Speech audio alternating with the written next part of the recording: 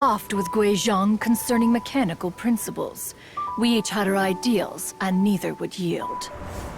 Under the pretext of a social gathering, one invited the impartial Rex Lapis to judge the quality of our creations. But Rex Lapis declared that Guizhong's obscuro Vulpus mechanism was superior. Though one was too proud to acknowledge it, in one's heart, one knew that Guizhong was indeed the superior talent in the mechanical arts. As for the story between Guizhong and Streetward Rambler, that begins with a certain bell. In Guizhong's opinion, while mechanisms were no substitute for human composers, they were yet capable of producing simple but fine melodies.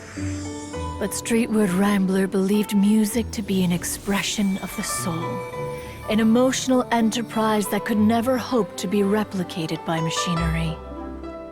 They argued endlessly, until one asked Rex Lapis to intercede. He confiscated the bell and designated it for ceremonial use.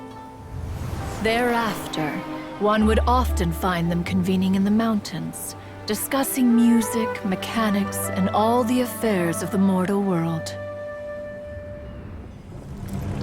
But these good times were not to last. War broke out between the gods, and soon engulfed the Guili plains. Guizhong was overpowered by the enemy, and fell in battle. When Streetward Rambler and I arrived at the scene at long last, all that remained among the ruins was her lifeless body. After this, at Streetward Rambler's request, Rex Lapis granted her the cleansing bell for safekeeping. To honor our friend's memory, one made a few finishing touches to her ballistic device. Many lantern rites have passed since then. Many greetings and goodbyes. Upon what do you gaze? The Guili Plains? No. It's everything.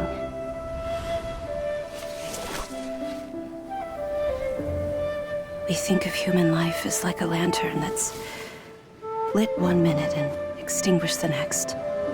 But are we Adepti so different? Perhaps as dust settles after a storm, we too must one day return to the world below.